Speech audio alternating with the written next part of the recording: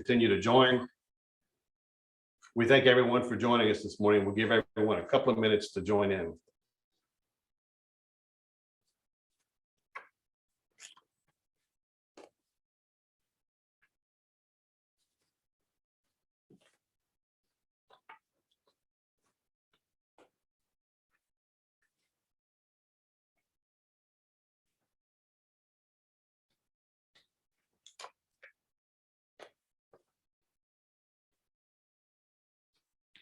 Good morning and welcome to our webinar this morning on redistricting in Louisiana, an insider's discussion. My name is Mike Michaud, former state senator and current partner at the Picard Group. A few housekeeping items to point out to our participants. Please note your microphone will remain muted for the entirety of this webinar. After the presentation, we will use the remaining time for Q&A. As you have questions, please submit them through the Q&A feature located at the bottom of your Zoom screen. We will be tracking the questions submitted as we go. We are also recording this webinar, which we'll share with all registered participants in a follow-up email. Thank you for joining us today as we present an insider's look at the redistricting process. This webinar is hosted and sponsored by the Picard Group, Louisiana's top state and federal government affairs firm located in Louisiana and Washington, D.C. I would also like to thank our webinar partners, Acadian Companies, the Council for a Better Louisiana, and the Committee of 100. Today's panelists are State Representative and Chairman of the House and Governmental Affairs Committee, John Stefanski. Representative Stefanski represents District 42 in Acadia and Lafayette parishes. He was elected to the State House in 2017. Chuck Pleckley is currently a partner at the Picard Group. Chuck is the former Speaker of the Louisiana House of Representatives from 2012 to 2016 and was the first speaker elected from Calcasieu Parish. He represented House District 36 for 11 years. Congressman Rodney Alexander is also a partner at the Picard Group. He represented Louisiana's 5th Congressional District from 2002 to 2014 and also served as Louisiana's Secretary of Veterans Affairs. Prior to Congress, he served in the Louisiana House of Representatives for 15 years. He has been directly involved in 6 redistricting processes in the state of Louisiana, with the first one being in 1973. We will begin today with Chairman Stefanski. And Chairman Stefanski, you and your Senate counterpart, Senate Chairman Sharon Hewitt, have taken the lead on this redistricting effort, have traveled the state and the roadshow and heard hearings from people across the state. Why don't you give us kind of some opening comments and your perspective on the process as you see it? Yeah, no, absolutely. So happy to be here for sure. So the process, we're kind of knee deep into it. We're more than 2/3 our way through the redistricting roadshow. We have a couple more venues left. We actually have Lake Charles next week. Then we go to Houma and New Orleans to wrap it up with kind of a closeout joint committee hearing at the Capitol. But, for just a good overview about redistricting. So we do our census every 10 years. Every 10 years, we have our census. We get the results of that census back. And then the Constitution says that we have to go in and redraw the House of Representatives, Louisiana House, Louisiana Senate, Congress, Bessie, PSC, and we have the ability to redraw the judiciary. Although the judiciary is a little bit different, the laws are a little bit different governing what you have to do with them. But the rest of those maps we have to redraw. So that's the process. We've gotten the census numbers back. We've analyzed those numbers. And so now we're really, from a member perspective and from a chairman perspective, in that informational gathering stage. That's why we're doing what we call a roadshow, traveling the state, going to different geographical venues around the state, hearing the input from the public. Also, from the member perspective, I've met with all 100, and I think now I'm up to 108 meetings because we've had several members who have come in and out. But I sat down with individual House members one-on-one in about 30 to 45-minute intervals. Took a while. It dominated most of my January and February and kind of in the session. We have, like I said, we had a couple of members that left, so I had to do a few more of those meetings. But in those meetings, it was a great opportunity for me to really understand what those members wanted, understand what their priorities were, what the core of their districts were, what they were expecting out of redistricting. So those were great. I also spent time with Bessie members, spent time with PSC members, congressional delegation, really everybody, and some judges, really everybody that was a part of what we potentially can draw. I've spent time with them to try to understand what's going on. Some trends. What are we seeing here in Louisiana? Louisiana really has an anemic growth. We grew at only, I think, 2.7, 2.6% as a state. Well, that might sound, oh, okay, at least we grew, because there's this common misconception that Louisiana is shrinking in size. We're not, we're growing. However, let's look at the rest of the country. The rest of the country is growing at about 7%. And even scarier is our southern region is growing at about 10%. So we are way, way, way behind not only the people around us, but the rest of the country in growth. The lucky thing is that we didn't lose a congressman. So, they count the population of the entire country and divide that population. It tells you how many congressional members you have. We didn't lose one, but we were probably pretty close. That's the process we're looking at right now. Like I said, we're really in knee deep in it. We're as part doing the roadshow. The roadshow has been very enlightening to hear from the constituents. But we have a daunting task ahead of us, looking at probably a special session in early part of February is what we're looking at right now. Well, thank you for your leadership and for all the time you spent. We know it's been a challenge for you, but thank you for your role in that. I think it's going to be a great process as it unfolds. Chuck, why don't you give us an insider's perspective of someone that served inside the rail and went through this process before, and kind of some of the politics and the jockeying that you've experienced in your years in the House? Well, thank you, former Senator Michaud, for asking that question. And I want to thank and compliment the chairman for the hard work that he's done. I was part of this process in 2010. Jim Tucker was the Speaker of the House, and Rick Gallo was the chairman of the House and Government Committee. And I know what they went through in 2010 with the roadshow, with the meetings. I can remember Chairman Gallo coming to Lake Charles and meeting with Kiwanis Club, the Rotary clubs, just to be open and be transparent. And I know the chairman, Stefanski, is doing the same thing.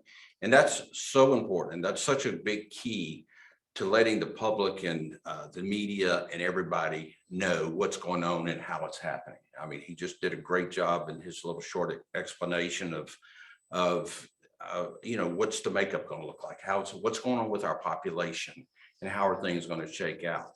So it's very, very interesting to follow, and especially if you're a lifetime resident of Louisiana like I am, and it's very special.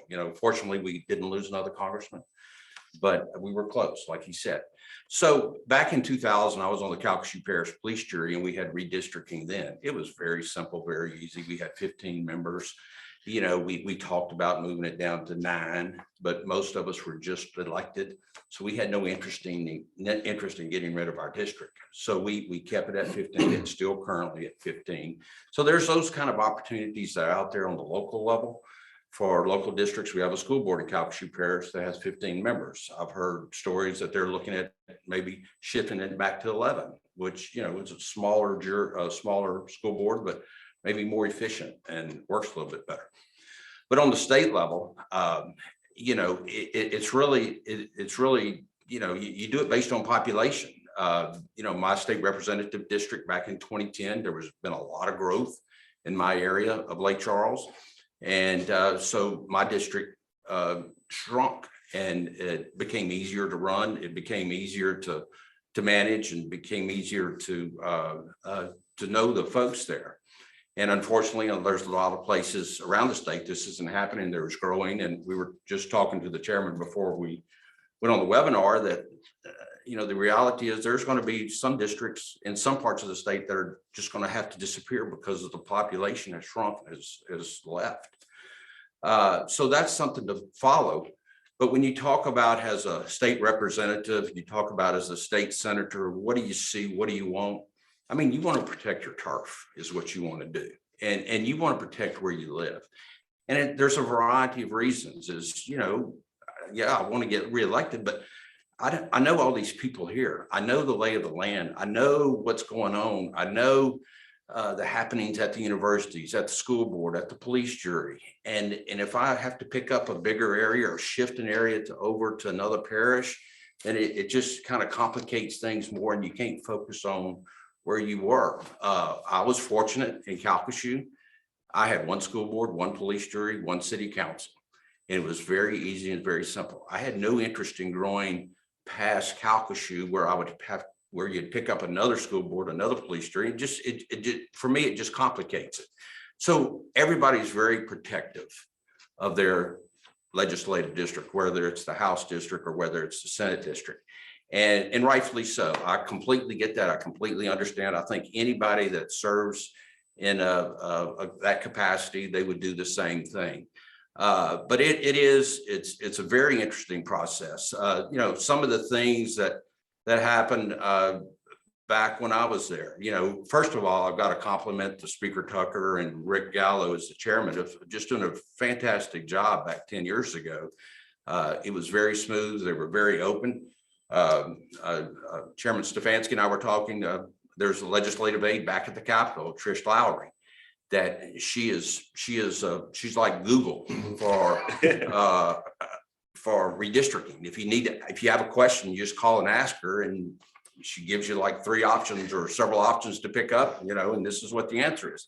So she's just an incredible resource, and everybody that I know is having anything to do with redistricting uses Trish for their information. So that's always, I know that's a huge asset for you. So 4th redistricting. So the 4th one as a staff member she's on through.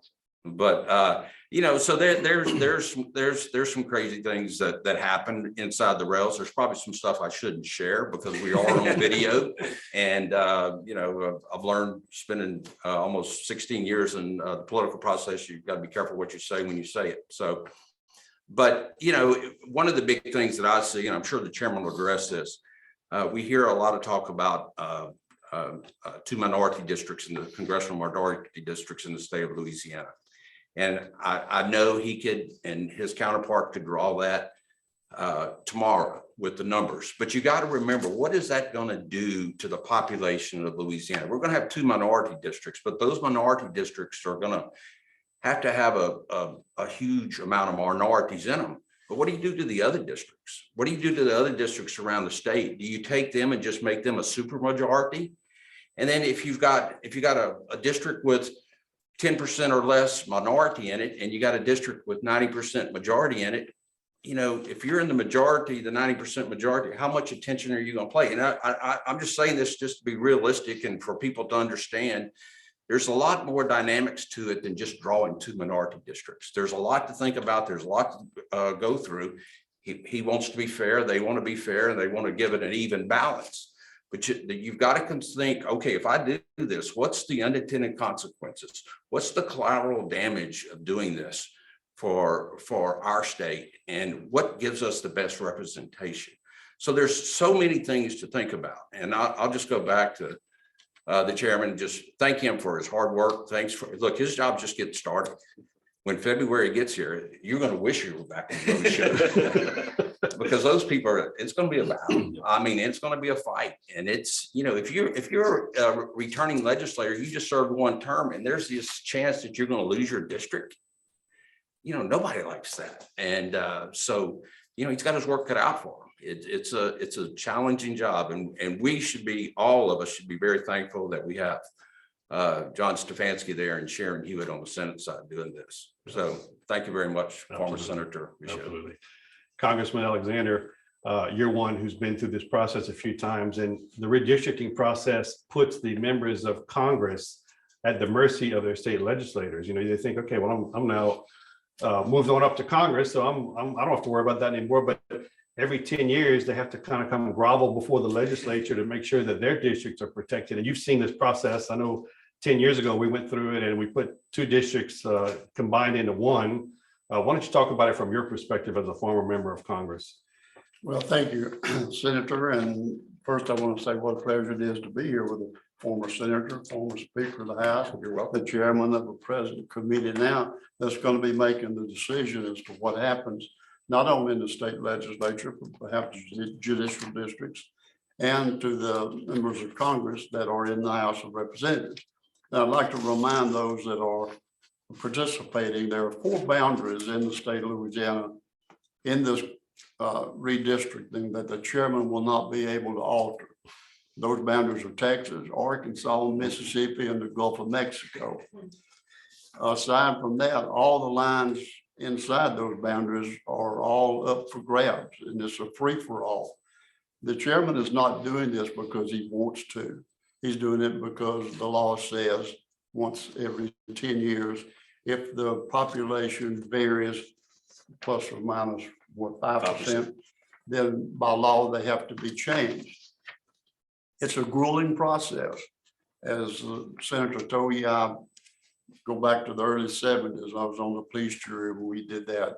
It's really 7 because in 1993, when the legislature created the snake-like district that was called to create a second minority district, the court system, there was a suit filed and the court said, yes, legislature, you gerrymandered to draw that district.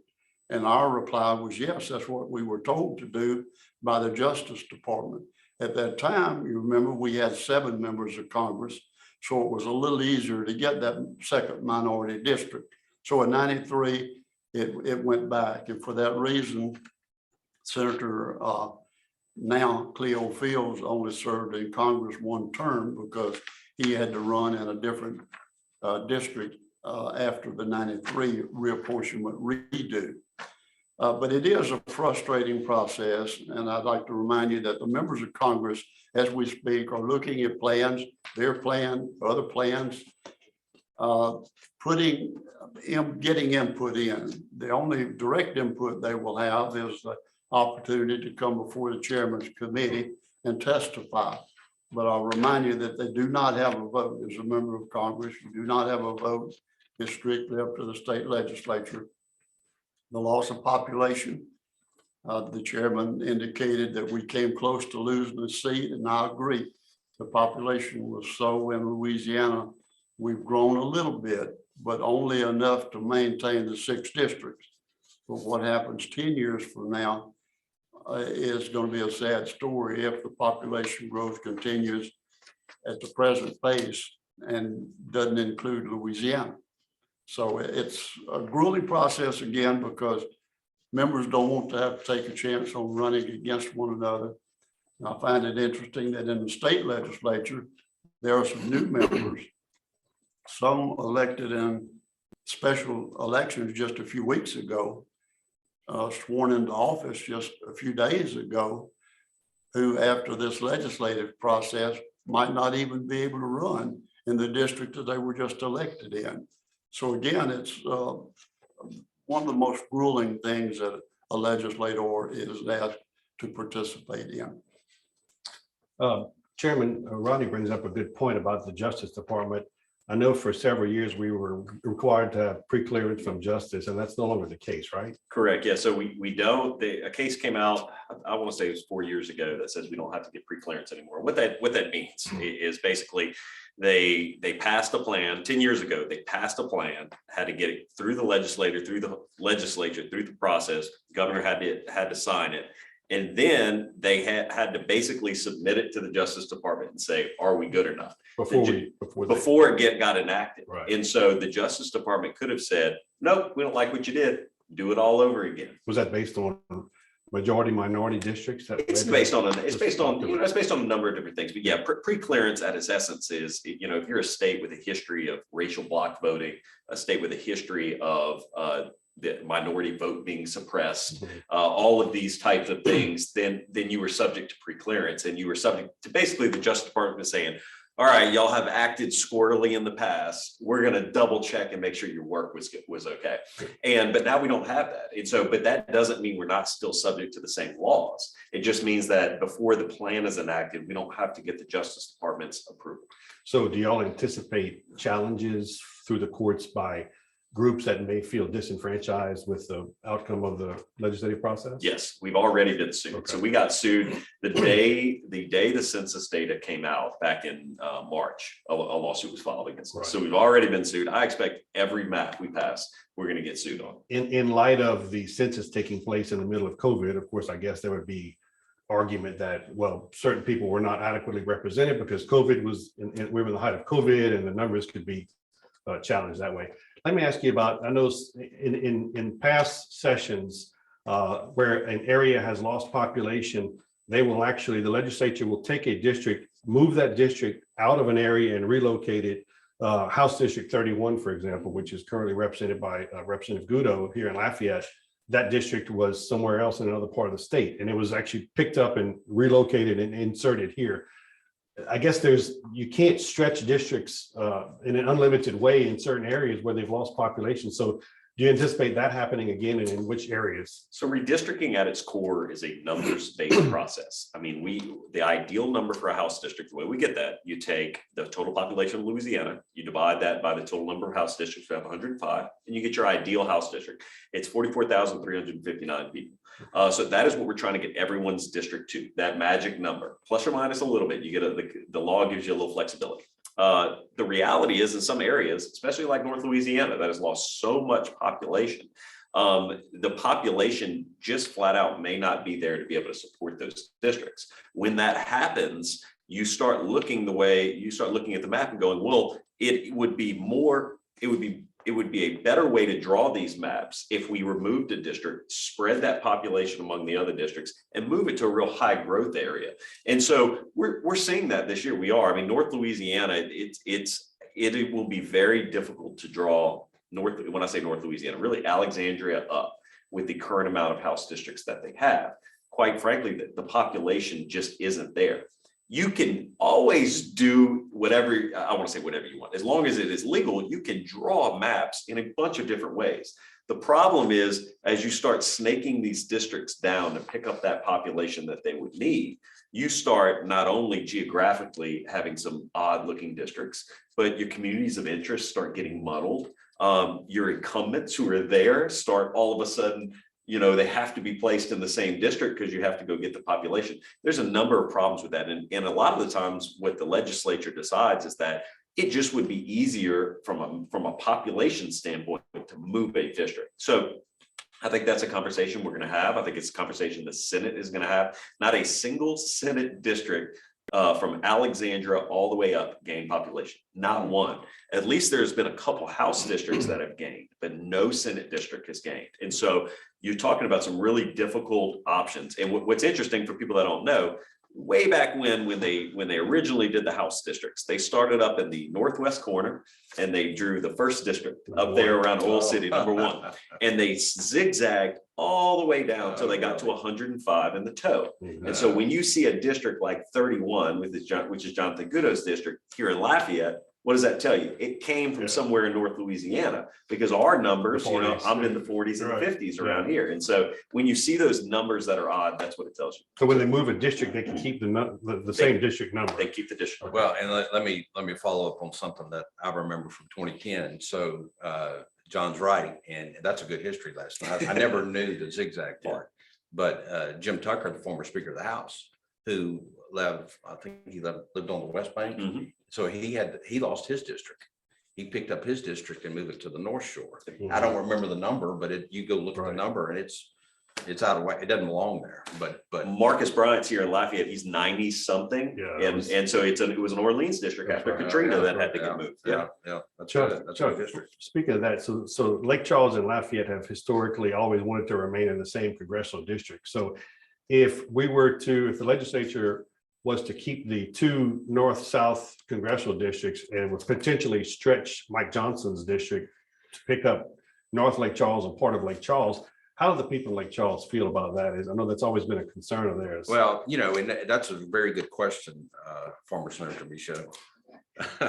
But the reality, I know Mike Johnson very well. I served with Mike in the legislature. Mike is a brilliant man. He's a good guy, and I like him. But the reality is, and this is my opinion, but I think the people in Lake Charles want to stay with Lafayette. It's like John said, the communities are common. There's a lot of common. We're 30 miles from the Gulf of Mexico, and you have this one person that can represent us and understand our issues. Not that Mike can't, but you have somebody here, he's 60, 70 miles away, right, that's in Lake Charles all the time and is very accessible. And, we want to keep things like they are. And, if you got to tweak the edges, that's fine. Yeah. But just don't, 10 years ago, if you remember, because you were there, and Trisha's probably given you this lesson that they tried to come down with John Fleming's district into Calcasieu and cut Calcasieu in half. And Fleming would get half Calcasieu and Bustani would get the other half. I mean, we didn't like that at all. And thank goodness we had Senators Mount and Morris Right. that fought that, and I'm sure you allied with them to fight that. So So, we were in the middle of the whole Bustani, Jeff Landry. yeah, and that was combined the other third and challenge that we seventh, had you know. back then. Yeah, absolutely. But like the speaker said, the commonality between the I-10 corridor is something Right. we have heard a lot in these roadshows. We've Mhm. heard that. I-10 is a very distinct corridor between Lafayette and Lake Charles. You know, there's a lot of commonality, same communities of interest. Please try to keep that together. And Congressman, from your perspective, the concern from Northeast Louisiana being put in the same district as Northwest Louisiana is, in your opinion, is that a valid concern? It seems like there's common interest. It would be the I-20 corridor, maybe from Alexandria north. What has been the opposition and the concern from their standpoint? Well, of course, right now, Northeast Louisiana, Monroe, West Monroe are the population base for the 5th Congressional District. And, you know, obviously there are some that would hate to give that up. They don't feel like that Shreveport would be fair with them. The same way that Lake Charles doesn't want to be in the same district with Shreveport. The problem It's that not the that Lake chair- Charles doesn't want to be in the same district with Shreveport. We just like Lafayette, you know, there's a lot of commonalities there, so. Well, I understand Don't that, give Lake but Charles a that, bad see, that's name. the argument. Right. There are a lot of commonalities between Monroe and Shreveport too, but some in Shreveport don't necessarily want to be in the same district in North Louisiana. The problem I see that the chairman is going to have is if one leaves the Arkansas and draw a line east and west down toward the middle of the state, you don't have to go very far below I-20 to get the 760,000 people. What happens after that? You have, if you didn't have Alexandria and Natchitoches in the central part of the state, you would have to come all the way into Lake Charles, Lafayette, and Baton Rouge to find the 760,000 people to make up that next district. Or either they have to turn east or north and south to go from Alexandria to Lake Charles or vice versa. So that's going to be a problem, but there are some in North Louisiana that feel like North Louisiana would be better off under one district and call it the I-20 district. Right. So it just depends on who one's talking to, but it's going to be a complicated issue. And I know the members of Congress at present would like to maintain the districts as they are, simply because that's where they've been elected. And that's easier to live with. But the chairman and those that he works with have a different opinion. And we'll just have to wait and see what happens. That's good, great perspective.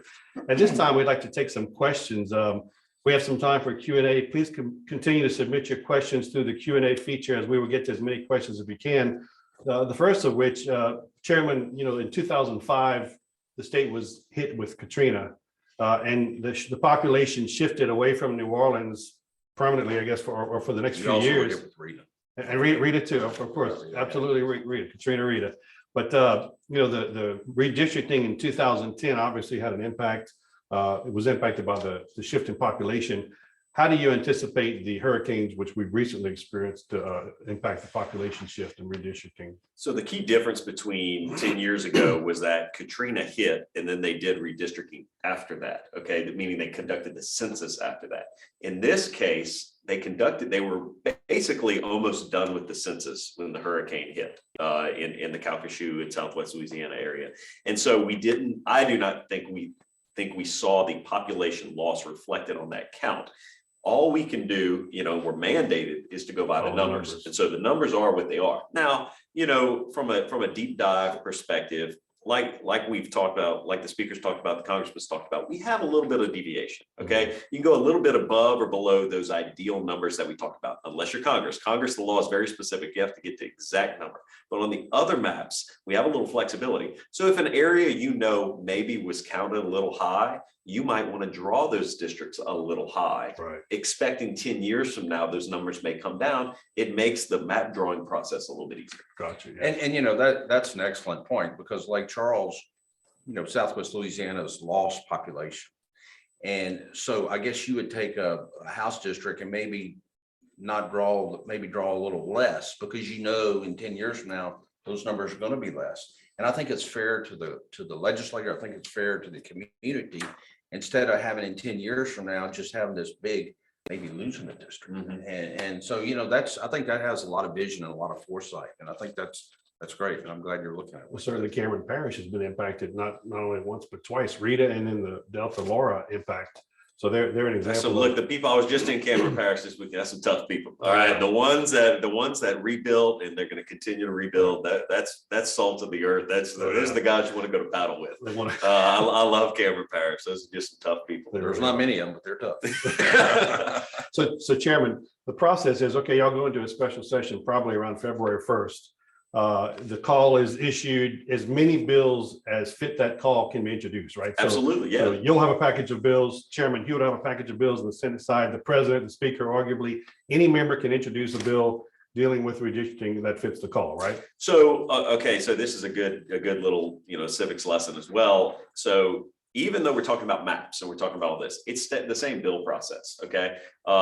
There's two ways that you can go into a special session in Louisiana. The governor can call it, the legislature can call it. We're actually unique in that. I have a very good friend of mine who serves in Kentucky, and he laments the fact that they can't call themselves into a special session. So I expect the speaker and the president will get together, write the call, get the requisite amount of signatures, and we'll call ourselves in. Whatever is included in that call are the elements that you can file bills on. I expect it to just be redistricting. That I hope. I don't want to muddy the water with anything else.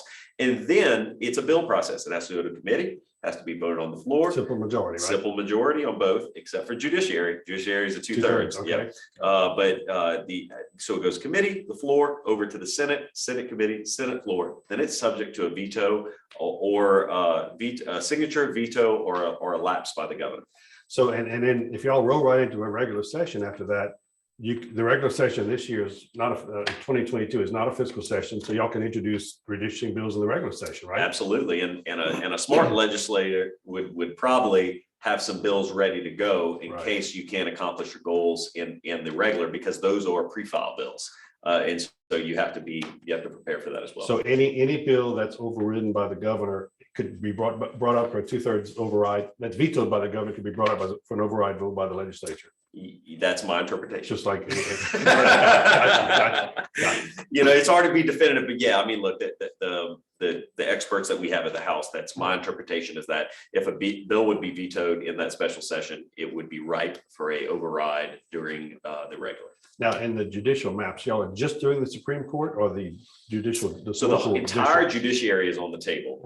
All of the conversation has really been, a couple of appellate courts I've gotten some interest in, but really the focus has been on the Supreme Court. The Supreme Court has not been redrawn since 1997 based on the 1990 census. So 40 years ago, those are the census numbers that we use. They are very out of whack. However, the law states that judges are not subject to what we call the one man, one vote requirement.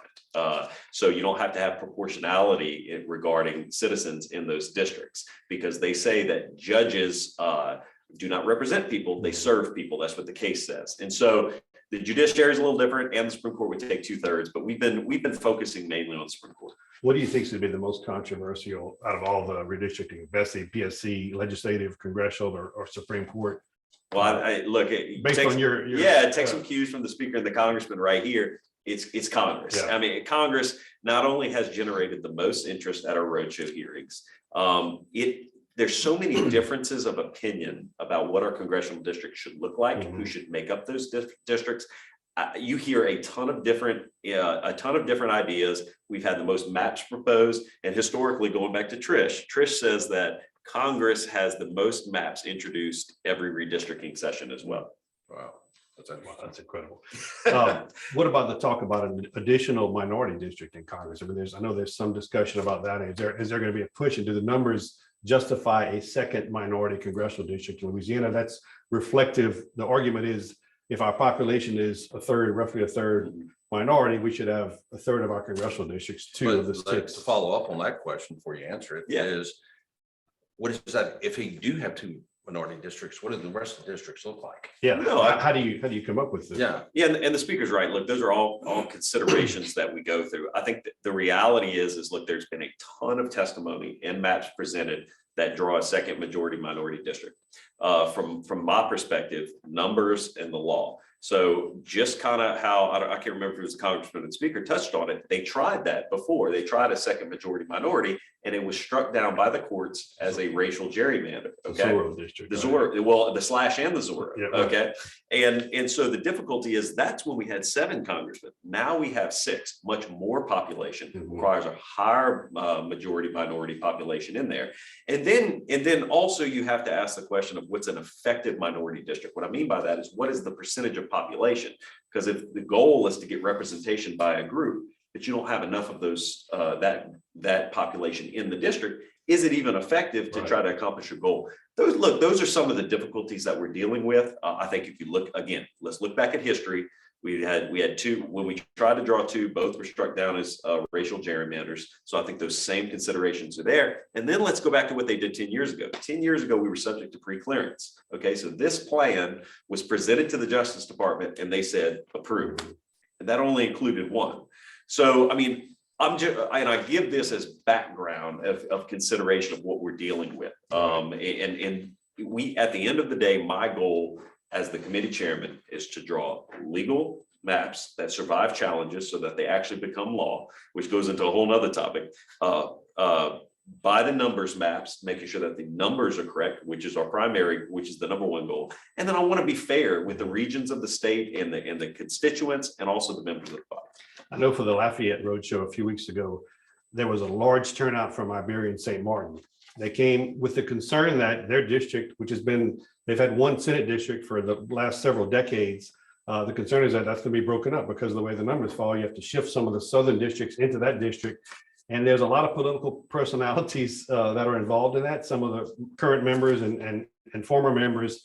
What are your thoughts on that? And I mean, obviously y'all sat there for a few hours taking all the public input. Oh, look, they were loud and clear. You know, the citizens of St. Martin and Iberia were very loud about what they wanted. The difficulty comes, and look, let me give a little background too. And I'm sure it was like this 10 years ago. The Senate usually handles their business and the House manages our business. And really that conversation was around a Senate district that I have not dived into nearly as deep as I am in these other maps. But with that said, what we're seeing in our area, we're sitting in Acadiana right here. We have seen a big population gain in Lafayette and south of Lafayette. Somebody has to absorb that population. And any district any Senate district that surrounds Lafayette is going to have to shift. Okay. That's just the reality of what's going on. Somebody has to take those people, you know, and I'll say it from a personal perspective. Somebody made the comment there, you know, how would you feel if your parish was being split up?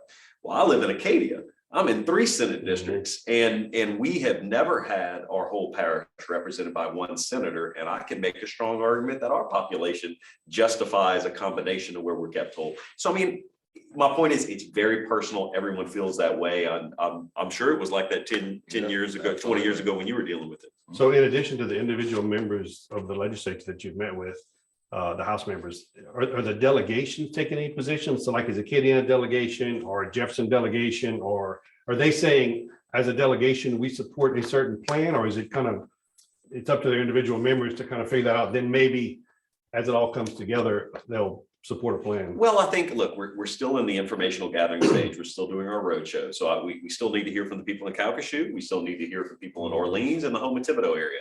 So I would say we're still inching into that process. I've been meeting with the delegations as a group. So I had all these individual members meetings with the members. Now I'm grabbing groups of people together to start that conversation about what they want to see in their area. I'll tell you this, you know, just from kind of echoing what the speaker said, the Calcasieu group and when it comes to Congress and the Lafayette group really do kind of like that 3rd congressional district. You know, I have heard that. I've heard that from both business organizations, the civic organizations, as well as the members, that they think the 3rd congressional district works. So I think you'll see those alliances start to build from a regional perspective. I think what's tough though is there's such a different amount of opinions even when you're in the same region, because you know, the speaker and I were kind of talking before this. There's been so much growth in Calcasieu. It acts like a magnet. Right. All the districts around there have to try to go get that population. Well, what happens? You may be sitting in Calcasieu and go, well, hold on, I like my district. Yeah. What do you mean you have to come snake in and grab a neighborhood that I like? Right. And so even when you're of allied interests, there becomes some tension because redistricting is so personal Mhm. to the members. It's personal. It's where your grandma lives, where your cousin lives. Jimmy down the corner ran against me. Johnny lives over there and he's the assessor and he's my strong supporter. I got to make sure he's in. It's that personal and really makes for some tough decisions. I can remember several years ago, District 45 was represented by Jerry Lucas Long. He was still a Democrat. Jerry Lucas had been elected as a Democrat. His dad was a Democrat. And he was in an area that was growing in population on the Republican side, like, of course, Lafayette. So his district became what we call the C district. It took in kind of North Lafayette and White subdivision and kind of circled around and picked up Scott and went all the way down to Le Triomphe. So he could maintain the Democratic voter base to keep him safe in essence, because he didn't want too many Republicans coming into his district. That brings up an interesting point. Are there outside organizations in the state or outside the state that try to influence the process to say we want more Republican districts, more Democratic districts? I mean, and have you been contacted by them at this point? Yeah, so if anybody who's been watching the roadshow sees that there's a coalition of about 10 or 11 groups that have been submitting plans. They've been testifying. They're from a regional perspective. Like I said, the chambers of commerce have been showing up, business groups, civics groups. Yeah, absolutely, yes. And there's national interest as well. I mean, it's no secret that the Republicans would love to take back the House this year in Congress. And so, I mean, they're looking, those major partisan groups are looking at every state and what the numbers are breaking down to. So yeah, there's a lot of outside interest. There's a lot of there's a lot, a lot of interest, obviously, from the congressmen as well, that our former congressman could speak to as well. Though they don't get to vote on this, Matt. Right. They have a really vested interest in what their district looks like. And Congressman, I'd be curious, what's the process like when you're sitting there from a congressional perspective, from the outside watching the legislature? It's quite interesting. I've told these two guys before. In 2010, I was in Congress, and because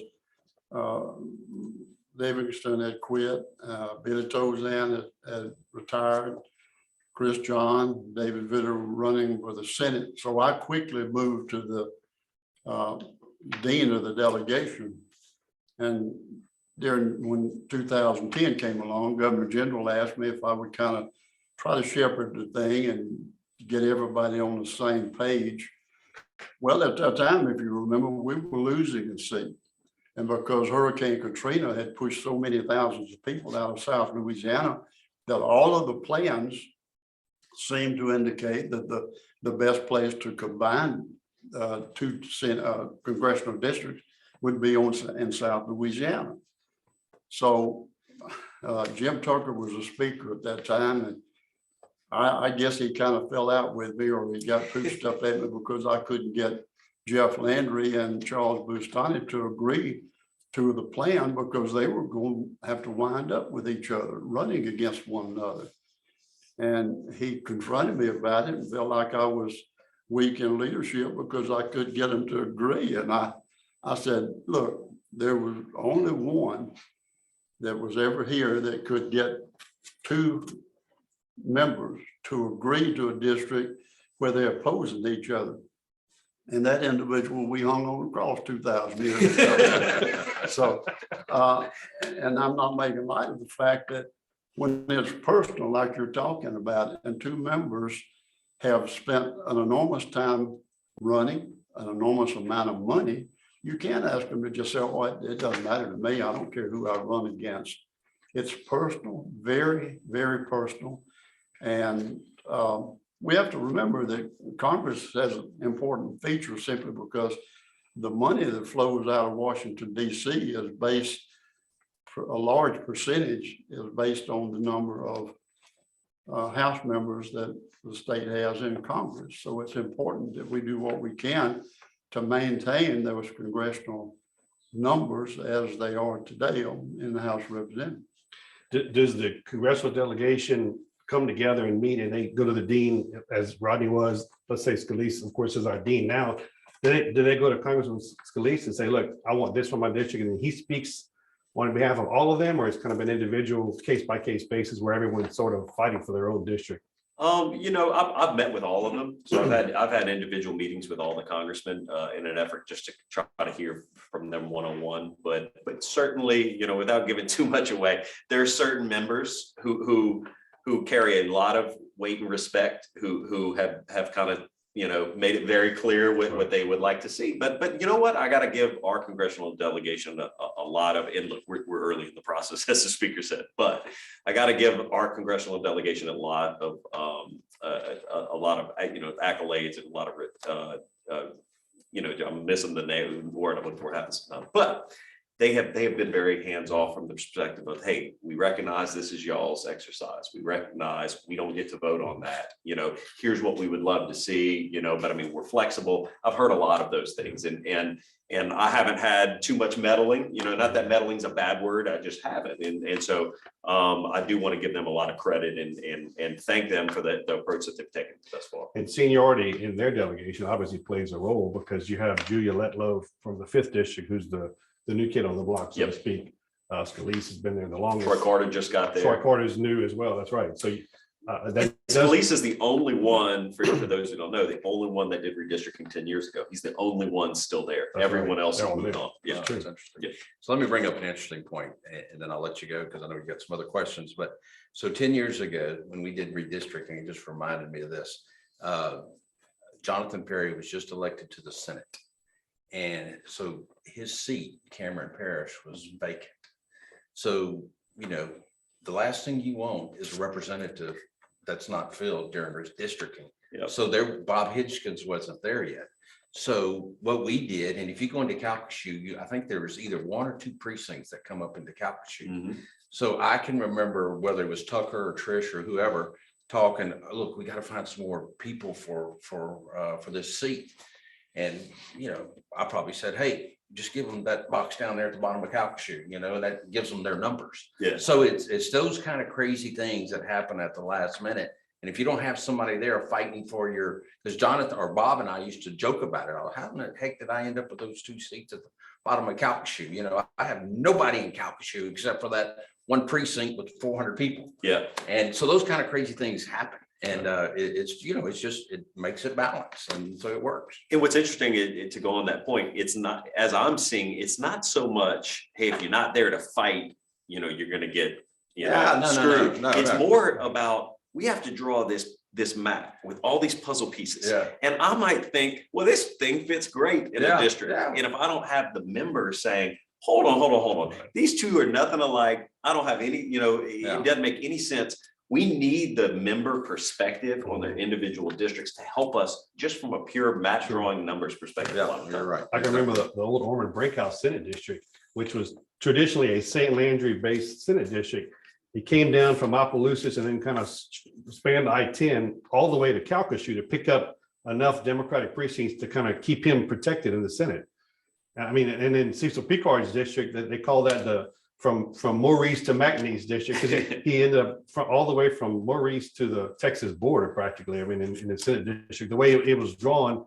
But I mean, it's always interesting to see the perspective, because it is, I hate to say it, but it's the incumbency protection plan. If you have it, let me ask you this, Chairman, if you have a district that you want to pull and relocate, like the talk of one of the Shreveport Senate districts that happens to be occupied by a term limited member, that's obviously easier to do because that particular member can't really fight for his district because he's leaving. But those become the targeted district, so to speak, as opposed to an active member that would be losing their district to another part of the state that's running for reelection. Yeah, as Trish tells me, as our resident expert tells me, historically the body has always looked to a term limited member. A little bit easier. They're not allowed to come back, even though they're still going to defend their region. It's not so personal because it's not about them. Right. When you take a member, especially one that just got elected, and you go, "Hey, congratulations! So glad to be here." You want to go have dinner later tonight. Oh, and by the way, you don't have a district anymore. You got to run against Jimmy, who's the chairman of appropriations. Great, good luck with that. I mean, just some tough conversations. So yeah, I think, and Chuck can speak to that as well. I just think, and Rodney, I think it's easier. Yeah. I just think when it's Jim Tucker is a classic example. Yeah. He was an outgoing speaker. he was termed out. And so he, by the grace of him, he pulled his His own district out district, yeah. and moved it to the North Shore. Yeah. Kay Isles district was in. Well, I don't think Chaos was supporting that. No, but she was not a term limited member. Oh, yeah, And they yeah, moved, yeah. asked Tricia, but they moved that district out Yeah. and she was still had some other. So there's a some precedent for it. districts. There have been members who are not term limited who get moved, and there's a history of that. Obviously, particularly the ones that were done before term limits. But looking at the body, that probably is the easier way. The difficult thing with North Louisiana is there's only 4 term limited members, and from really Alexandria all the way up. So we got some difficult conversations. The Gallo district, as the speaker mentioned, Chairman Rick Gallo was in your position 10 years ago. There's a Senate A district. term member at the time. Right, It correct. was, yeah. That helps to your story. No, that's right. And so what do you anticipate a district like that's currently occupied by Senator Jay Luno goes from Rapides to Grambling? Is that a district that would remain intact as a majority minority Senate district? So look, we have a number of core redistricting principles that we follow. We actually adopted redistricting principles that can be found on the House website for anybody who's interested. Geography is one of them, and we have some of these districts that kind of snake around. However, one of the overriding factors, like I talked about the numbers in the law and the Voting Rights Act, governs a lot of why some of these districts look the way they look, and you run into legal difficulties when you start messing with minority districts, which is Senator Luno's is a minority district, so they're going to have that difficulty with that. But I get questions all the time. Why don't y'all just draw, fill in parishes, draw them like squares? Just why does the geography look so weird? Number one, Louisiana is a unique state. We have a lot of rivers, we have a lot of lakes, we have some interesting geography. So it's not as easy as Wyoming and drawing squares. Right. That's the first thing. The second thing is that, we have, again, we used to be subject to preclearance. We have all of these laws that we have to follow, specifically with minority districts, particularly with the minority districts, rather, that make map drawing very difficult. And you have to be very up to date on the law and aware of that, because if we don't, and you throw all of that out and you don't follow the law, your map's going to get challenged. And there is a possibility that they don't come back to the legislature and say, try again. They could come back and go, you had your shot. We, the court, are taking this now. Here's your map. Good luck. And I promise you, from a member perspective, no member is going to be happy with what a court comes up with, because they'll have no input in it. Right. I've been through a lot of these, Mr. Chairman, but I don't remember it ever happening. But have you looked at any plans where there are Senate or House seats, judicial seats, congressional seats that might not be affected by change? I think every single person's district is going to change. The only way a district would not change is if it grew by exactly that 2.4, 2.5% that the state grew as.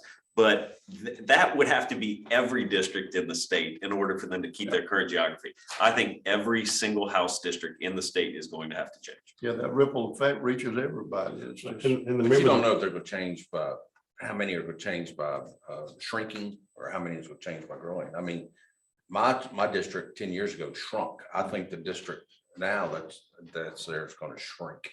Mark Abraham's Senate district is going to shrink. So I think that's, I'd rather have a shrinking district than a.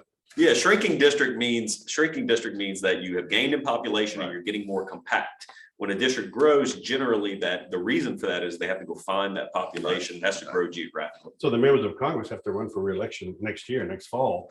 What are the chances that something's not done, or that it's in the hands of the court at that point? And then what happens? It's possible. So let's walk through the timeline. So if we have a February special session, if we're lucky enough to get a map signed by the governor, obviously I think there will be some type of legal challenge after that. Hopefully the court will expedite that to make sure that in July of 2022, when our next congressional elections are, that gets expedited. But let's say we can't get it done. Let's say either the governor vetoes the maps or the legislature can't agree on a plan, and we do not enact anything by 2022.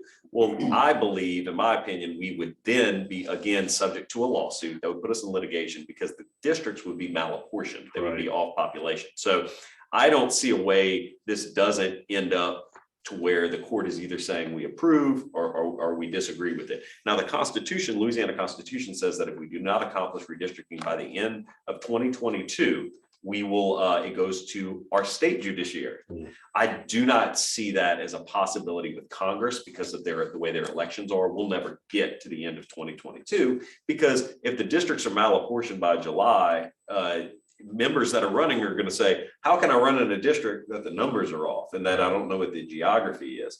So Congress, more than anything else, I believe, is destined for a court decision, either affirming or declining.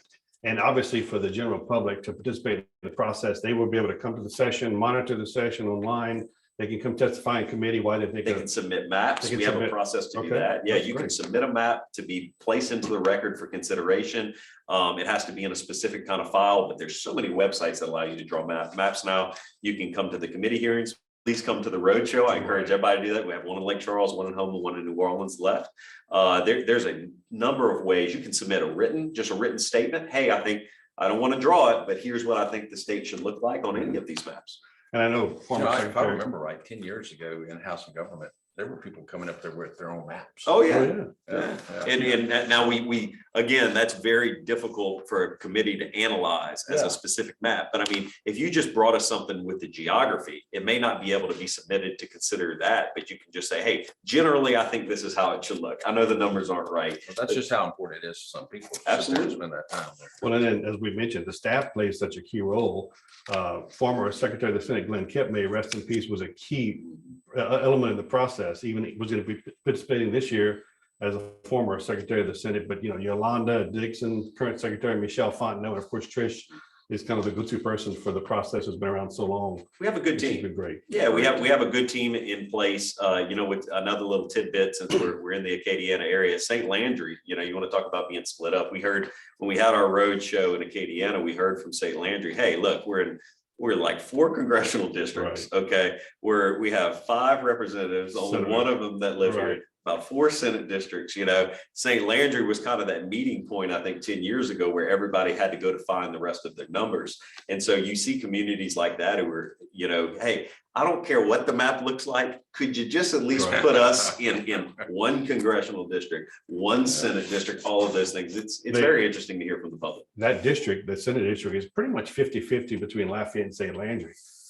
Traditionally, we had Don Craven Sr. and Jr. and Albert Guillory. Now we have Gerald Boudreaux, who happens to reside in Lafayette, so they can argue that it's now become a Lafayette-based Senate district, although it's sort of split 50-50, so you could probably still elect someone, but I mean, that's their concern, and that's certainly part of the process. But we want to thank all our panelists. This brings us up to the end of today's webinar. Thank you again to Chairman Stefanski, Congressman Alexander, and Speaker Cleckley for joining us and participating in today's webinar. Thank you for all our participants as well. We will be sharing the video and other materials from today's webinar in a follow-up email. You can access these materials as soon as they're available by going to the website www.thepicardgroup.com. Thank you all again for participating in today's webinar. What about Faith and Page?